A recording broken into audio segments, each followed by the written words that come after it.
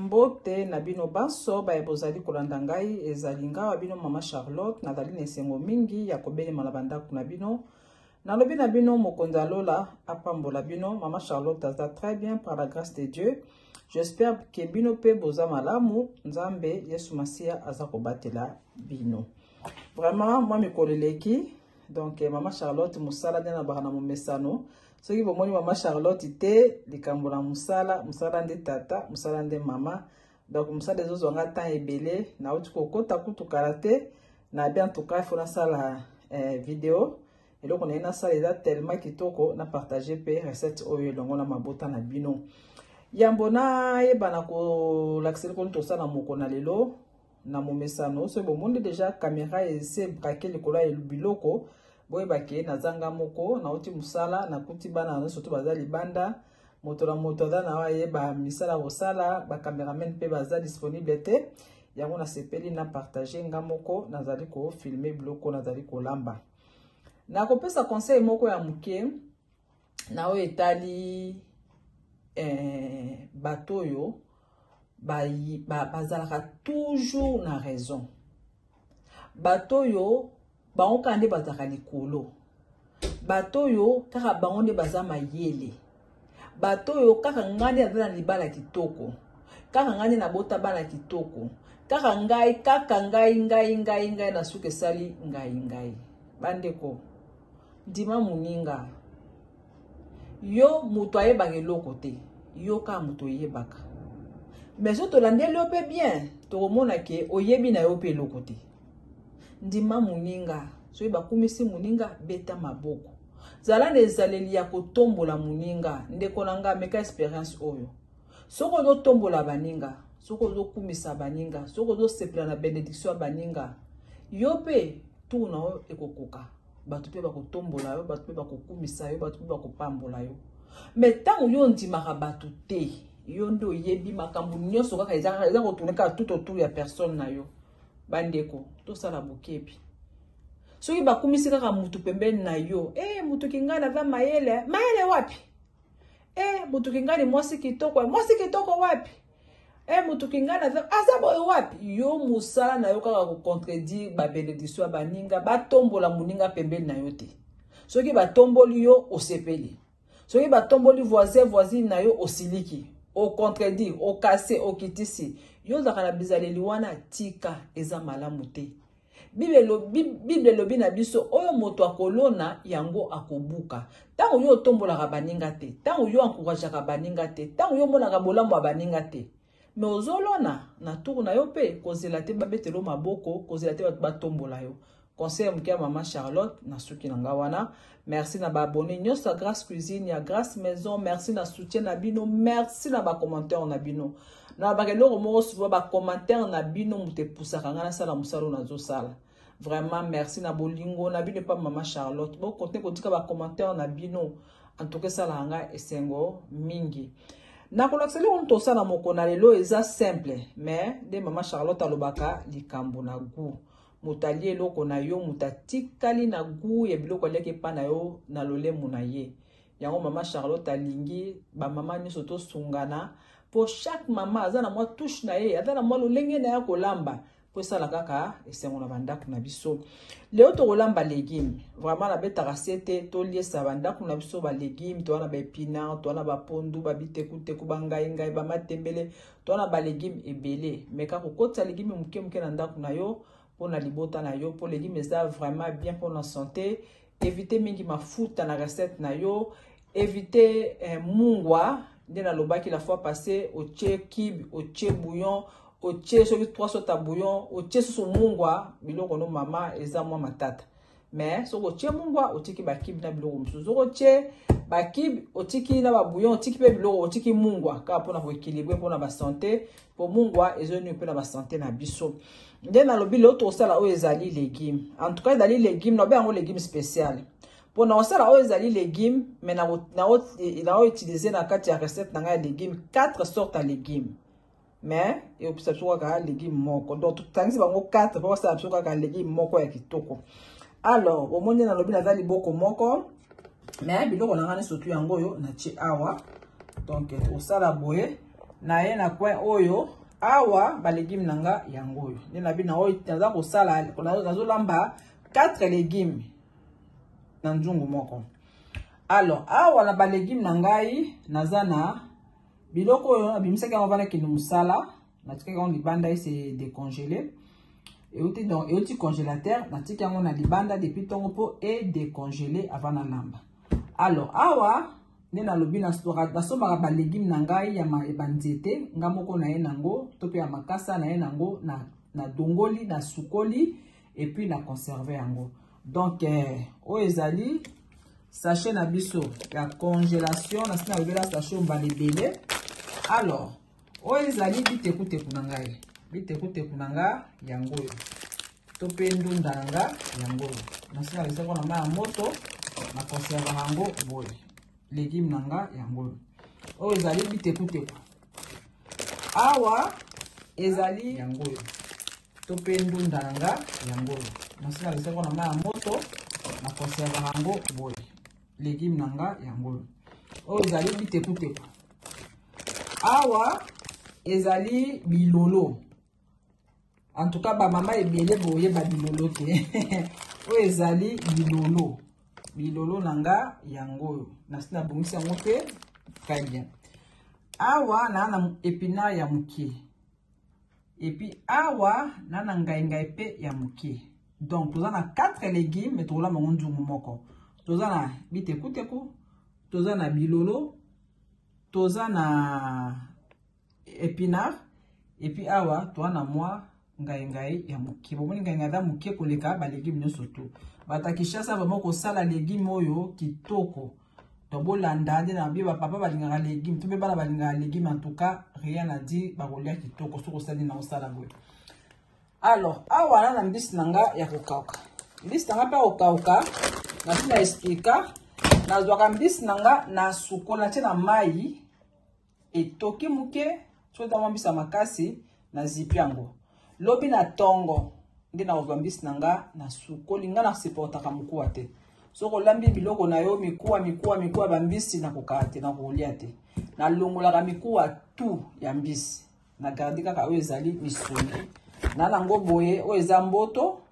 Na dala nango sachet mususu ya boye ya nzombo ya mongusu. Donc ça dépend ka bambisi ozo bina ndaku nanga na sala yango toujours boye. Poni na bina oti musala soko oti musala bana ko misa biloko na congélateur bana ko tia na mai to ya olia 20h eza matata pona papa to be pona bana faut toujours olia qu'avant. Donc biloko nanga mbisi nanga yango na sina bongisi déjà juste na ozwaka quantité na lingi na tia na kati ya bitekuteku na ngai. Topé ba légumes nanga topé madesu topé ponduka ni mo lingi. Alors toye awa toza na litungulu toza na tomate na otia tomate na osa légumes vertes mais ekobela pete comme chocolat na otia tomate nanga yango yo eza mibale eza pe mo ebele pete na osala moko na ndambo tomate fraîche. Awa na biso pe na congélateur naza na poivron nanga yango yo et puis na se oyo eza ndembi oyo eza poivron nanga yango yo et awa na solo nanga yango yo toa na bouillon na biso boîte blé na biso toyebi toza na l'huile na sala l'huile ya mukie bomoni ba légumes nanga eza pété de soko tie mafuta légumes kaso mafuta eleki légumes ebebi mafuta eza vraiment ebele mingi te l'huile nanga yango yo et puis toa na likambo ya nzungu somba nzungu mama solde bandi kende na ba magasin mboka yo fandaka solde eza partout kende na mboka yo fandaka kende koluka nzungu ya kitoko mama vraiment beaucoup ngai tous les jours presque en tout cas maman surtout dans les commentaires tous les jours ba komela maman Charlotte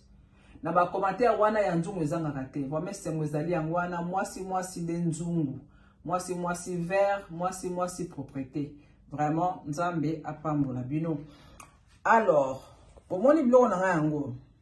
na tie aite na biloko nanga na tie aite donc na saleli ka biloko yo ezali awa aïe na tiete. Alors l'autre sala juste na liboka tomate nanga na ba ndembi na poivron parce que moulinette nanga ekufi donc moulinette nanga na tizaka o boyebi wana nzete ekufi na oto tableau nanga na modèle akala na liboka na moulinette on a celle à lituma ya munene mais na posa ozwango te juste na tout abilo nanga vite fait na liboka donc tomate nanga na ndembi na poivron na tout en muke o lemba pe makasa oleka te et puis to bandu ezali recette na biso wana bina biso à tout biso wana tozongi na tche déjà biloko nanga na nzungu donc yangoyo na tche épinard yango ezali awa épinard o ngai awa na likolo bilolo et puis bitekuteko comme ezamo ebile bitekuteko eza na se donc mélange on a sali légumes ezali belé ezali bitekuteko bilolo ezalaka neti bololo toaka komo bilolo ezalaka bololo ngai aza na mwa ngai épinard aza na eka normal fade et puis bitekuteko mais na ba légumes tout 4 on a sangisi légumes o ezali et dominé za bitekuteko baninga mususu baza me ebele mingi te bomona tie na nzungu oyo soro nanga na longola yango poso yango oyo mususu batiaka pe na poso mais nga oyo Afrique pardon oyo biso oyo pe otaka Afrique mais otaka je crois ba Cameroun nga siko mo ya Congo nde natika yango na ba poso oyo biso ezaka ma vert wana mais osko uti ezaka otaka Cameroun na longola mo poso etikali mibimba mais bomona ke na kati na pasola yango toujours boye pona ta so nyameza na kati te solo na ngeda nyama na kati te et puis toza na matungulu na biso na sina kati déjà nde na bina tuti tomate nanga na liboka nanga yango yo donc na okende kotala mixeur parce que mixeur nanga na sala na cuisine et kufi donc na okende kotala je crois week-end pona somba mususu tomate nanga yango na tuti et puis poisson salé nanga yango yo donc biloko nanga yango donc ça se mélange moto dia na sina pelisi nde na bi légumes na biso yo koma eza légumes vertes mais o koma pe vraiment te ko ba chocolat makasi te pour légumes eza déjà parce que ya kolemba eloko na osala na tie o ezali matungulu nanga atie matungulu nanga na kata légumes nanga na boaki soro nanga yango yo nazwi tomate nanga atutaki tomate ndembi na poivron muke nazwi tomate oyo nakisa biso nazwi kaka moko na ndambo légume mpa bonga mate tomate ngalanga ezala bien te yango oyo sikoyo na otya oyo ezali mbisi donc mbisi vraiment à volonté donc mbisi nanga eza mbisi ya mboto okotya pe nzombo mais mongusu te mongusu na mbisi vraiment na mongusu na bitekuteko vraiment te nalinga bonga nalinga te pete yo linga no mongusu na bitekuteko bitekuteko bonga vraiment te wana pe na exagérer na exagérer mbisi na kati ya légume nanga bakisi mbisi na biso likolo alors eloko tokotya sikoyo bomoi nasali poivron blanc te poivron blanc na tie pardon poivre blanc na tie te noix de muscade na tie nanga te na tiki vraiment bitekuteko nanga ezala simple mais likambo na goût eloko na otya sikoyo ezali kaka bouillon nanga na place ya mungwa donc na tie susu mungwa te mama po vraiment kosala bokebi donc osala bokebi otie bouillon otie mungwa otie kibi en tout cas eza un peu ebele mpo na nga eza un peu ebele tikoloko na koleka na kotya ezali mafuta nde na bi légume abongani na mafuta ebele te tiaka mafuta na yo ya mesure au moins nde légume na yo edima kitoko ayo na ye siko awa moto nasi napelisi déjà nzungu na nga natie na moto natie mai te po balégume na nga nyonso tu euti na congélateur donc ezalaki congélé glace esili mais eza na mai donc natie mai te natie kaka nanu boye pour 5 à 7 minutes et puis nabakisa mai ya mokie ya ebele te wana na biso tokutami tobaka dans 10 minutes à tout biso wana tozongi itekuteko na biso yango omoni kanga natiaki yango natiaki lutu te sikoyo naoleka na kotia mai omoni mai natie mai mokie na bouge juste mokie pembeni omoni ka mai oyo natie donc mai oyo natie etikali kabo omoni bitekuteku nanga yango oyo donc naotika yango dans 3 minutes encore natie moto nanga na 3 et mijoter malembe encore moins 10 à 12 minutes et puis nasali présentation wana bina biso à toutes donc dans 10 à 12 minutes pour ça les avec présentation à toutes biso wana tozongi omoni bitekuteku nanga yango oyo ndenge abi nasali mélange ya 3 légumes ekomi chocolat te mais likambo na go toza na épinard toza na solo toza na mbisa kokauka toza na matungulu toza na 4 modèles ya légumes donc omoni eza natiaki tomate bitekuteku nanga to mpe balégume nanga yango oyo vraiment neti nga nasali mbinzo nanga pembeni na safu nanga na kwanga na mambisa kokalinga pembeni na olia bongo vraiment donc natika soma 1-2 minutes et puis tosali présentation à tout biso wana tozongi légume na biso yango oyo vraiment ni maso taba kitoko na miso kitoko na monoko oleka ai vapeur ezobetanga natia yango koto oyo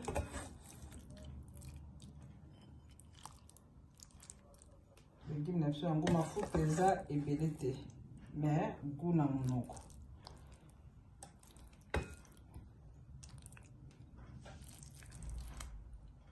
basolo nanga yango oyo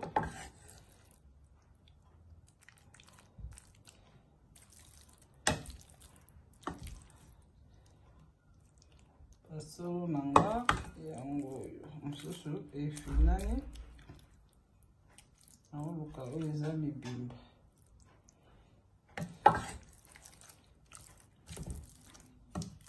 vraiment eza na goût nde mosusu tabaka likambo na goût basolo nanga yango oyo bitekuteku na biso yango oyo nde nabi tosali bitekuteku na biso eza 3 modèles à légumes donc totie ngai muke épinard muke bitekuteku mwa ebele et puis totie bilolo na biso totie basolo totie mbisa kokauka totie bomoi ndenge bitekuteku na biso ebimi vraiment lesa na ndako na o légume mama lesa papa lia légume papa ebele bolondaka mama Charlotte so labika ba mama bosilikela ngai papa lia légume eza bien pour la santé vraiment to ala ba légume modèle ebele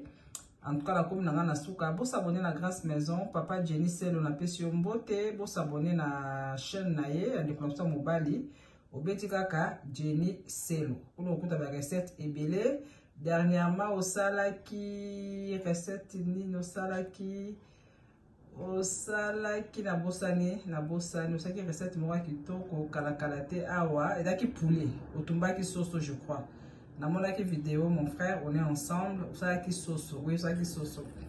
vraiment merci beaucoup na ba recette na yo bo s'abonner pande ko na pita mobali Jenny Selo kuna bomo na ba recette ebele papa Jenny Nzambe apambola yo en tout cas mbote na bande ko nyonso banda maman Charlotte vraiment rien à dire na pesi bino merci. Bon, c'est pas là que bien na ba émission ba conseil tozala ka pona osungana botika ba reproche na bino botika ba commentaire na bino mama Charlotte azawana po na bino vraiment na komi na suka wana mona lobi na bomoni mafuta ezo ngengatela mafuta oyo eza kama mafuta te